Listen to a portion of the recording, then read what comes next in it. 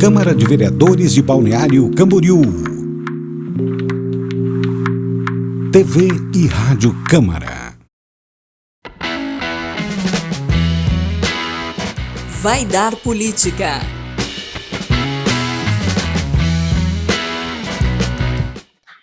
Olá, seja bem-vindo. Prazer, meu nome é Lara Landeira e esse é o Vai da Política, o podcast dos vereadores mirins de Balneário Camboriú. Hoje a gente está aqui para conversar sobre um órgão muito importante para garantir os direitos e deveres dos adolescentes e as crianças de Balneário Camboriú, que é o Conselho Tutelar. E para isso a gente está recebendo a presidente do Conselho Tutelar de Balneário Camboriú, a Cristiane Amorim. Seja bem-vinda, Cris. Obrigada. Olá a todos. Obrigada pelo espaço de fala, por poder trazer um pouquinho sobre o trabalho desse órgão tão importante, né, que é responsável, como você falou, por zelar e proteger as crianças e adolescentes aqui de Balneário Camboriú. Obrigada a você, Cris. E apresento também os nossos parlamentares mirins, a Betina e o Luca, mas vou deixar que eles se apresentem aqui para conduzir essa conversa junto. Oi, pessoal, tudo bem? Eu me chamo Betina Luz Beltramini, fui eleita vereadora mirim pelo Colégio Santa Claras e é um prazer estar aqui hoje prestigiando esse podcast tão importante.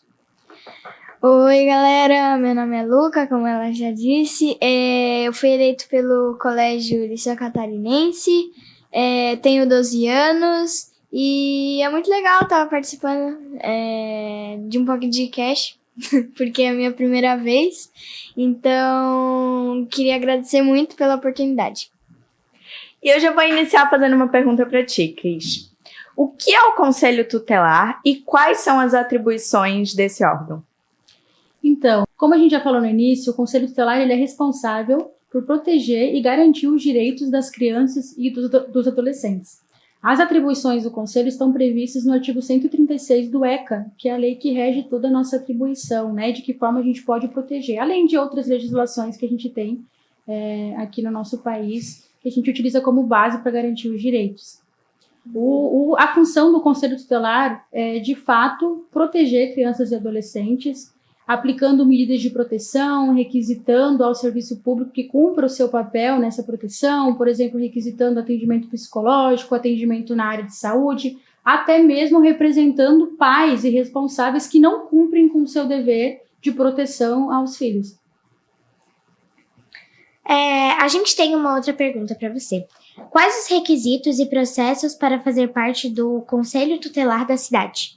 Então, está previsto em legislação federal e também na resolução do CONANDA, né, que é o Conselho Nacional do Direito da Criança e do Adolescente. Cada conselho tutelar é composto por 5 conselheiros tutelares. O conselho ele é um órgão autônomo, então ele não está vinculado ou... Ele é um órgão independente. Ele apenas está vinculado à prefeitura, à administração pública para fins orçamentários e administrativos, né, para que a prefeitura mantenha o conselho tutelar, isso está disposto em lei. Então, o processo de seleção, a gente chama de processo de seleção, né, dos conselheiros tutelares. Primeiro, a gente passa por uma prova, onde nós temos que ter 70% de aprovação nessa prova, uma avaliação objetiva sobre o ECA, o Estatuto da Criança e do Adolescente. Depois de passar por esse processo e atingir a nota necessária, nós passamos por uma avaliação psicológica. Após a aprovação na avaliação psicológica, nós passamos por uma investigação social e depois, por último, nós passamos por uma eleição. Atualmente, o conselho é composto por 5 vagas. Uma vaga para bacharel em Direito, uma vaga para psicólogo, 2 vagas para membros da comunidade, né, que são conselheiros com ensino médio, e uma vaga para assistente social. O requisito, então, né, o processo de seleção que a gente chama atualmente é este. A gente passa por uma avaliação objetiva, as avaliações psicológicas, investigação social e, por último, eleição. Então, quem escolhe os conselheiros tutelares do município é a própria sociedade. Quem vai escolher os representantes para garantir e proteger esses direitos e proteger nossas crianças e adolescentes aqui do município. E de quanto em quanto tempo é feita essa eleição? É de 4 em 4 anos. É um mandato eletivo, né, de 4 em 4 anos. Queria também te fazer uma pergunta. Como funciona a relação do Conselho Tutelar e a escola? E esse é um ambiente que o Conselho recebe mais denúncias? Isso, assim, ó, eu iniciei um mandato no ano passado, né? Então nós fizemos uma estimativa, uma estatística que a gente chama, né? O relatório de dados de atendimento no ano passado inteiro. E nesse primeiro trimestre nós também já fizemos a estimativa. A maior porta de entrada em todos os meses de 2024 e nesse primeiro trimestre partiu da escola. Então a maior porta de entrada de denúncia que o Conselho recebe é da escola. O Conselho Tutelar aqui de Balneário, né? Então, essa aproximação, esse fortalecimento com a escola é muito importante. Eu costumo dizer que muitas crianças que sofrem violência, seja física, psicológica, sexual, a única maneira que ela tem de expressar o que ela está passando, muitas vezes, é dentro da escola. Seja para a tia da merenda, como costumam chamar, seja para o gestor escolar, para o orientador, até mesmo para algum colega ou professor, porque é onde eles criam essa rede de confiança. Eles passam metade do dia na escola, criam um vínculo ali, na outra metade eles passam em casa, muitas vezes com o próprio abusador, e eles são cerceados muitas vezes de poder ter contato com os vizinhos, com os outros parentes, e muitas vezes passa despercebida a violência. Então, essa atuação, essa parceria, digamos assim, do Conselho com a escola é muito importante. Como eu disse, nesse primeiro trimestre, né, e também no ano passado, a maior porta de entrada de denúncias foi da escola. Então, é onde os alunos conseguem ter essa abertura para poder falar o que realmente está passando dentro de casa, né? Claro que as violações de direito não acontecem somente dentro de casa. Quem pode violar um direito também pode ser a própria prefeitura, pode ser a Secretaria de Educação, pode ser a Secretaria de Saúde, pode ser um médico. Há diversas formas de violar um direito de uma criança e de um adolescente. Não é somente dentro de casa. Quais as denúncias mais recorrentes que o Conselho de Balneário recebe? No nosso primeiro trimestre desse ano, nós tivemos um total de 882 atendimentos. Então, é um número bem elevado. Nós somos em apenas um conselho tutelar. Então, são 5 conselheiros aqui em Balneário para toda a cidade. É um número bem elevado, né? E as maiores denúncias que nós recebemos são voltadas em relação ao conflito familiar, tá? E em relação à infrequência e evasão escolar. São as maiores denúncias que nós recebemos nesse primeiro trimestre. Conflito familiar, diversas situações que podem acontecer que geram esses conflitos. Seja os pais sendo muito permissivos, ou sendo muito agressivos, ou os filhos não concordando com a forma que o pai tem de educar.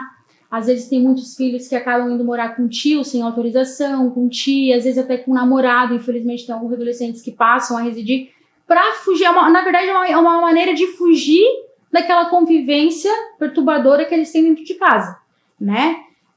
A gente tenta compreender, acolher esse adolescente, porque o trabalho do conselho é justamente dar voz. Então eu preciso dar voz. Se o pai e a mãe não estão dando voz, se a escola não está dando voz, se o parente não está dando... O conselho vai dar voz. Mas vai dar voz da maneira em que a lei nos impõe que dê voz, né? Tudo dentro da nossa atribuição, para que também o adolescente compreenda que ele não é só garantidor de direitos, ele também tem deveres. Né? E um dos deveres também é entender a autonomia e a proteção que o pai e a mãe também buscam ter com ele, desde que, claro, o pai e a mãe não infringem a lei, né? O Conselho Tutelar só age em caso de denúncias? Nós, infelizmente, nós não conseguimos ter um trabalho preventivo da forma que a gente gostaria hoje. Por quê? Como eu disse antes, nós somos em apenas 5 conselheiros. Então é muito importante o nosso trabalho preventivo, seja dando palestra em escolas, informando para os adolescentes e para as crianças dos seus direitos, dos seus deveres também, conversando com os pais, conversando com a escola, com toda a rede de atendimento que a gente chama, né, de proteção e de garantia de direitos da criança e do adolescente. Quando chega uma denúncia até o conselho é porque já há uma violação de direito. Alguém já violou o direito daquela criança e daquele adolescente. Geralmente nós atuamos mais quando nós somos interpelados, quando nós somos acionados, né, para garantir um direito, porque se chega até nós é porque alguém já violou. Então, assim, a gente não vai em busca de situações, né, elas chegam até o Conselho Tutelar.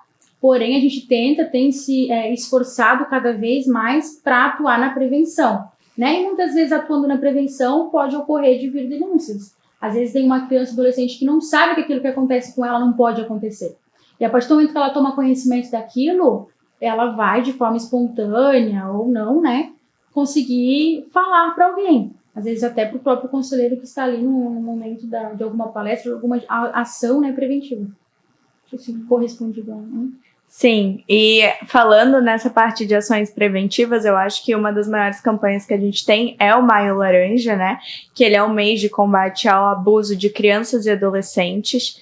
mais especificamente o dia 18 de maio, que ele é o Dia Nacional de Combate ao Abuso e Exploração Sexual Infantil.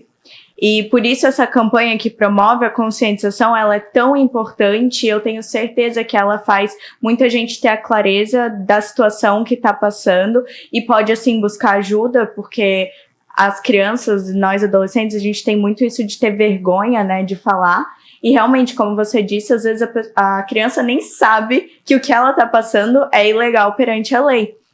E falando dessa fragilidade, dessa vulnerabilidade, qual o procedimento e o encaminhamento que o Conselho Tutelar ele realiza quando ele recebe uma denúncia de abuso? Então, tudo depende de cada caso, da forma que nós recebemos a denúncia, porque a gente recebe a denúncia de diversas formas, seja por revelação espontânea, às vezes a denúncia já vem através de uma escuta especializada, às vezes nós temos que encaminhar para a escuta. Então, vou exemplificar aqui, vamos supor que uma tia, né, esteja suspeitando que a sua sobrinha está sofrendo violência, ou sobrinho, né, porque não é apenas menina que sofre violência sexual. E aí ela vai até o conselho, espontaneamente, e fala, olha, eu acho que ela está sofrendo violência por isso, isso e isso. O que a gente vai fazer? Nós vamos verificar a denúncia que chegou até nós, a gravidade da situação, quais são as suspeitas. Nós vamos solicitar para que essa tia faça um boletim de ocorrência, né? Porque a quem cabe investigar crime? A polícia. Então, precisa ser registrado o boletim de ocorrência, não é para ser comunicado apenas ao Conselho Tutelar. O Conselho, nesses casos, é para verificar a necessidade de aplicar medida de proteção, né? E aí a gente vai encaminhar essa criança, se ela já não tiver passado por uma escuta, não tiver feito uma revelação espontânea, nós vamos encaminhar ela para fazer uma escuta especializada. Muitas vezes o conselho, para não deturpar o depoimento da criança, a gente solicita que a escuta seja feita até na escola. Porque o que acontece? Às vezes o abusador mora dentro da residência. Quem que é o responsável por levar essa criança depois para um atendimento psicológico ou para uma escuta? Às vezes o próprio abusador. Então ele já vai desconfiar, poxa, meu filho ou minha filha está indo para um depoimento, para uma escuta, alguma coisa está acontecendo, já vou chamar ele aqui, já vou orientar ele o que ele tem que falar, o que ele não pode falar, e já vai ameaçar a criança, já vai cercear a criança.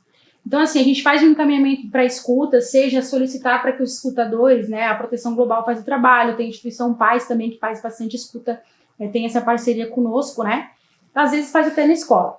Aí, verificando algum sinal ali, a gente faz, por exemplo, assim, vamos supor que a mãe seja conivente, na escuta a gente consiga identificar isso, né? Cada caso, depende muito de cada caso que a gente atende.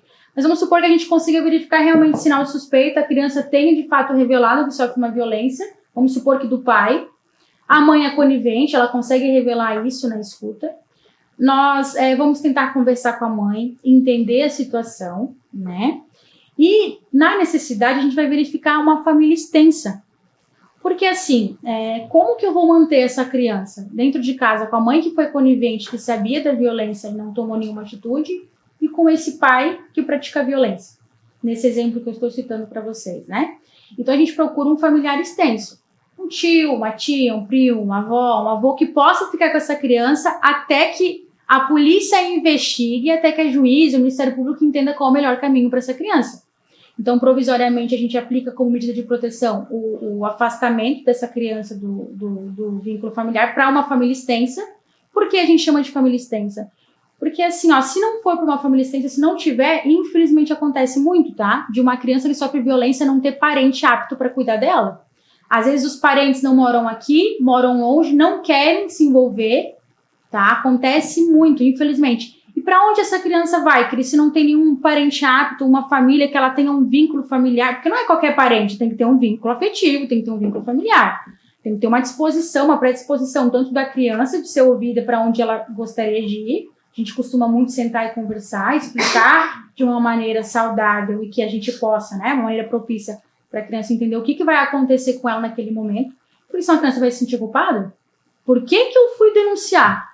Agora eu tenho que sair da minha casa, agora minha mãe tá brigando comigo, tá entendendo? Então tem várias situações, a gente tem que ter todo um cuidado, é bem delicado, né? E no caso de não haver uma família extensa, que infelizmente acontece muito, a gente faz o acolhimento institucional, que é uma medida excepcional que o Conselho pode ter. É o último dos últimos casos. O que é o acolhimento institucional? A gente encaminha essa criança para um abrigo municipal. E aí é muito triste, porque essa criança já teve o seu direito violado, foi violentada, e está tendo mais uma vez seu direito violado, que é da falta de convívio familiar. Só que naquele momento o convívio familiar para ela não está sendo protetivo, não está sendo como deveria, né? Ou nos casos em que a mãe não tem essa conivência e tudo mais, a gente solicita o afastamento com base na lei Henri Borel do abusador do convívio familiar, que é a melhor saída, porque a criança continua no seu seio familiar, na sua casa, no seu quarto, né, com a sua vida, com a sua rotina bem estabelecida, nesses casos em que a mãe ou o pai são protetivos, de fato, né, e o abusador que sai. Porque quem comete o crime é o abusador, não é a criança. A criança não tem que ter mais ainda o seu direito violado de ser afastada da sua casa, da sua rotina, da sua família, dos seus amigos, dos seus vizinhos. Então, assim, acredito que tenha ficado um pouquinho claro, né, as nossas medidas, né? E aí a gente também faz um encaminhamento para atendimento psicológico, encaminhamos essa família muitas vezes para o CREAS, né? Que tem essa competência de acompanhar, eles têm uma equipe com assistente social, advogado, psicólogo, que faz todo esse encaminhamento com a família, fortalece esse vínculo familiar com essa mãe, né? Porque muitas vezes a mãe que não sabe ou o pai que não sabe, eles ficam bem fragilizados para lidar com a situação, né? E aí eles não sabem nem como lidar. E tem muitos pais, muitas mães que são coniventes porque têm dependência financeira e emocional do abusador. Uhum. E aí essa criança sofre muito se ela permanece dentro de casa, sofre muito. Então a gente tem assim todo um cuidado, tudo depende de cada caso, como eu falei para vocês. Cada situação tem detalhes a serem bem cuidados. Mas a gente sempre vai visar a proteção integral dessa criança, desse adolescente que infelizmente já teve o seu direito violado, né? Seria bom, eu costumo dizer que seria bom se não precisasse existir conselho tutelar. No mundo perfeito, eu nem precisaria estar nessa função, porque nenhuma criança tem seu direito violado. Seria um mundo ideal. Quero um dia que não precise ter conselheiro tutelar, né? Mas infelizmente, né, a gente sabe que o mundo não é caótico, né? Que as pessoas infelizmente não têm um cuidado, uma proteção como deveria. Bom, antes de eu fazer a próxima pergunta, eu queria falar, né, que até mesmo dentro do conselho, a gente consegue ver que fora, muitas vezes de uma mãe tem muita, como que eu posso dizer? Ela tem muito apego à pessoa, tanto financeiro, eu esqueci a palavra. Emocional e financeiro? Ela tem muito apego emocional, a dependência, isso, obrigada. Ela tem muita dependência emocional e também tanto financeira, porque a gente sabe que hoje em dia tem algumas mães que não trabalham e dependem do marido, ou às vezes até de um namorado, até um padrasto da criança, né? Então, é algo que, mesmo eu não estando dentro do conselho, eu consigo saber porque são casos recorrentes que às vezes eu fico sabendo, né? Uhum. E a próxima pergunta é como... Só um adendo, tá? Eu citei essa questão da dependência, mas isso não é motivo nem justificativa, né? De forma alguma. Sim. Vou deixar isso bem claro. Existe, infelizmente, nos casos que a gente atende, existe essa questão de dependência, mas não é justificativa. Não existe justificativa nenhuma para qualquer ato de violência, né? Seja psicológica, sexual, física contra criança e adolescente. Bom, então vamos para a próxima pergunta. Como o Conselho Tutelar pode desmistificar sua atuação, a qual muitas vezes é mal vista por pais, crianças e adolescentes? Assim, realmente é muito boa a tua pergunta, tá? A gente tem essa dificuldade de desmistificar. Por quê?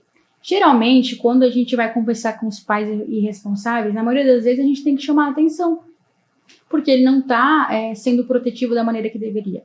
Então, nem todos os pais entendem que tem que ir lá no conselho e um conselheiro dizer, você está fazendo isso errado, orientar. Mas a nossa intenção não é apontar dedo para os pais, é muito pelo contrário, é fortalecer a autonomia deles e a capacidade protetiva deles.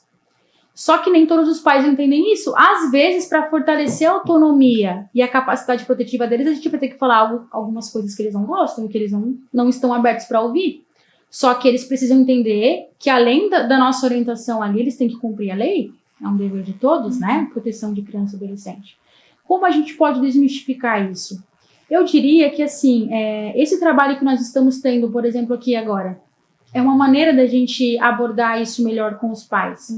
Porque os pais têm, infelizmente, essa visão. O conselho quer mandar em mim, não vem pagar as minhas contas, quer vir aqui dizer como eu tenho que cuidar do meu filho. Não é o conselho que está dizendo como tem que cuidar do teu filho. É a lei, são os estudos, as diversas situações. Não é só a lei que a gente se embasa, a gente também verifica, a gente também está em constante aprendizado e estudo para que a gente explique melhor. Olha, o teu filho está em fase de desenvolvimento, ele vai ter momento de birra, ele vai ter momento de choro, ele vai ter momento que ele vai... Ele é um ser humano. Se nós que somos adultos já temos dificuldade em compreender certas situações da vida, imagina uma criança, um adolescente que não entende muito ainda da vida, tanto quanto nós. E mesmo nós que entendemos, temos várias experiências de vida, a gente ainda, infelizmente, né, chega a situações que a gente vai querer chorar, a gente vai querer fazer birra, a gente vai dizer não, a gente vai ter que dizer sim para situações que a gente não quer. Então imagina uma criança. E quem que está mais desenvolvido numa relação entre pai e filho? O pai, né? Então, assim, a gente tenta fortalecer essa capacidade protetiva. Uma das maneiras de desmistificar é essa conversa que nós estamos tendo, é a divulgação do trabalho do conselho, é muito importante para isso. E também no decorrer do dia a dia, quando a gente conversa com esses pais, a gente sempre aborda essas situações, né? Eu acho que a divulgação nos meios de comunicação do papel e do trabalho do conselho é muito importante para desmistificar essas dificuldades que as famílias, as pessoas têm de entender o nosso trabalho. E como eu falei, muitas vezes, mesmo assim, eles não vão entender, porque muitas vezes o nosso trabalho é repreendê-los, é adverti-los, é representá-los. Né? Se tem um pai que não está cumprindo com um dever, por exemplo, de educação do filho, ele não quer cumprir, o conselho já teve todas as medidas administrativas possíveis, o conselho já fez alguns encaminhamentos, o conselho já conversou com esse pai, já advertiu verbalmente, já advertiu por escrito, o conselho vai ter que representar esse pai, porque ele está infringindo uma lei, né? Ele está, inclusive, vamos supor, uma criança fora da escola hoje em idade obrigatória a partir dos 4 anos, é o crime de abandono intelectual, esse pai responde por isso, ele precisa ser representado por isso. Claro que o conselho sempre vai tentar conscientizar, porque a intenção não é que o pai pague uma multa, que o pai perca a guarda do filho. Não, a intenção é que o pai compreenda o seu papel protetivo. Num caso de um aluno estar fora, uma criança estar fora da escola, qual que é o papel protetivo que o pai não está tendo? Ele não está cumprindo com o direito da educação do filho, né? Então a gente sempre tenta conscientizar as famílias. Ainda bem que nós temos tido um trabalho exaustivo para isso, nós temos obtido sucesso em muitos casos, mas infelizmente tem muitos pais que ainda, seja por questões cognitivas, seja por questões culturais, seja por diversas situações, eles não cumprem com o seu papel protetivo, por exemplo, no quesito da educação. Eu cito esse exemplo da educação porque nesse primeiro trimestre, uma das maiores denúncias que nós recebemos foi em relação à infrequência e evasão escolar. E quem que é responsável por manter o filho na escola, além do filho entender o seu dever? Os responsáveis, né? Então, acredito que eu tenha respondido a pergunta. Uhum. Foi anunciado recentemente pelo governo a criação de um segundo conselho tutelar em Balneário Camboriú. Qual a importância e a necessidade desta ampliação do trabalho do conselho? Olha, eu fico muito feliz por essa pergunta também, porque é uma luta que nós temos tido, não somente essa atual gestão do conselho, mas as antigas gestões. Graças a Deus nós estamos sendo ouvidos. Eu fico feliz, até tento não me emocionar, porque é muito necessário o conselho tutelar. Sim. Porque, como eu falei, se chega algo até o conselho, é porque houve uma violação de direito. Uhum. E quem que vai saber aplicar a medida de proteção, vai saber acolher aquela família? É o conselheiro tutelar, né? Claro que a gente tem o CREAS, tem outros órgãos, outros equipamentos públicos que também fazem esse trabalho de conscientização. Mas as denúncias são remetidas ao conselho tutelar. Então, assim, essa ampliação, essa criação de um segundo conselho tutelar é muito importante em Balneário. E a gente sempre teve dificuldade em fazer com que os governantes, os vereadores compreendessem isso. Por quê? Qual que é o trabalho do conselho? Requisitar o serviço público. Como eu falei para vocês antes, a gente faz encaminhamentos. A gente solicita ao Ministério Público, a gente solicita ao juiz, a gente solicita à Prefeitura, a gente solicita à Secretaria de Educação, Secretaria de Saúde, a gente faz encaminhamento para atendimento psicológico. E quando a gente começa a verificar essas situações, a gente começa a ver deficiência no setor público muitas vezes. E cabe a quem cobrar quando a gente verifica deficiências? Cabe também ao Conselho Tutelar. E daí a gente tem que sentar, a gente tem que marcar reunião, a gente tem que conversar, olha, isso aqui não está certo, isso aqui não está legal, tem que ter uma ampliação aqui, temos que fazer isso. Então, para nós é uma vitória muito grande essa criação do segundo Conselho Tutelar. Claro que o projeto ainda vai vir para a Câmara de Vereadores, acredito que nos próximos dias o projeto já vai estar protocolado aqui, e a gente fica feliz demais, é muito importante. Não só por essas situações que eu falei para vocês, mas também porque o número de atendimento é muito elevado. No ano passado, nós tivemos aproximadamente 3 mil atendimentos no ano inteiro. Nesse ano, nós tivemos, como eu falei, 882. Isso dá, em média, de 50 a 58 casos novos por mês para cada conselheiro. Então, assim, eu, Cristiane, vamos supor que esse mês eu recebi 50 casos. Quem me garante que até eu receber os outros casos, eu já vou ter conseguido fazer o acompanhamento necessário para aquela família? Eu já vou conseguir ter feito o atendimento que deveria ter sido feito, eu já vou conseguir fazer os encaminhamentos que precisaria ter sido feito. Então, a ampliação não só por essas situações que eu falei antes, mas também pelo número de atendimento que é muito elevado. A gente não consegue, infelizmente, fazer um trabalho preventivo como a gente gostaria, que é estar nas escolas, pelo menos uma vez por mês, conversando com pais, com os alunos. A gente precisa fazer reuniões com a rede de atendimento para alinhar situações, para fortalecer a rede, né? Essa capacidade protetiva da rede. Então, assim, é muito importante a criação do segundo conselho tutelar em Balneário, né? Ainda mais a nossa cidade, que é uma cidade que o número de atendimentos cresce no período de verão, vem muitas pessoas para cá e gera muito atendimento. Tanto que no período de verão, no período de férias, apesar das férias escolares, a gente tem uma baixa nas denúncias que vêm da escola, devido às férias escolares, a gente tem um aumento muito significativo de denúncias de pessoas que vêm passar o feriado, ou o final de semana, ou as férias em Balneário. Então, a gente faz o atendimento dessas crianças, dessas famílias também.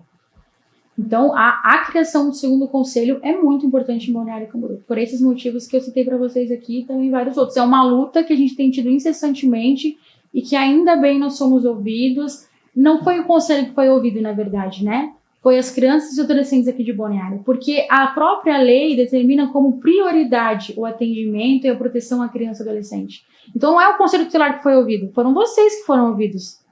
Que foram bom, vocês, né? Exatamente. Porque nós somos o porta-voz de vocês, Sim. né? E nós só levamos para a prefeitura, para o governo, para os vereadores essa necessidade. Mas eles ouviram isso, a prefeita, né? Porque ainda vai ser, acredito eu, faço um apelo aos vereadores, votem favorável ao projeto de lei. Mas acredito eu, né, que com certeza vocês também serão ouvidos pelos vereadores aqui da casa.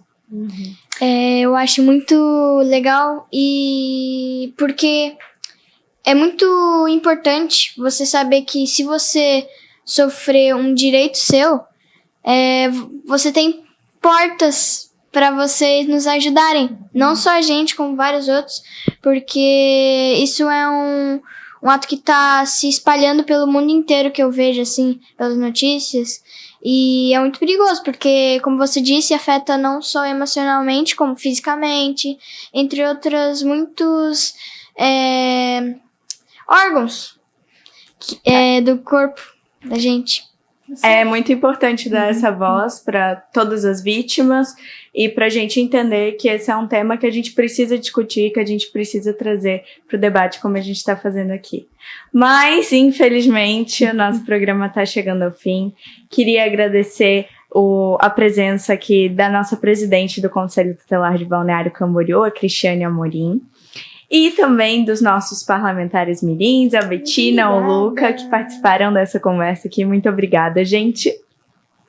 Eu que agradeço a oportunidade mais uma vez. É muito importante o trabalho que vocês realizam. Vocês também são a voz das escolas de vocês, então tenham entendimento dessa importância que vocês têm, da atual função que vocês ocupam. É muito importante. Né? Somos parceiros de vocês para o que for preciso, vamos fazer algumas atividades em conjunto. Agradeço a Câmara pela oportunidade, a Lara, a Betina, o Luca, é prazer conhecer vocês. Obrigada por isso. E agradeço a você, ouvinte da Rádio Câmara. Esse foi o Vai da Política. Também nos acompanhe nas outras plataformas digitais. A gente está no Deezer, no Spotify, no YouTube e, é claro, no site da Câmara BC. Muito obrigada pela companhia. Tchau, tchau. Até o próximo Vai da Política. Vai dar Política.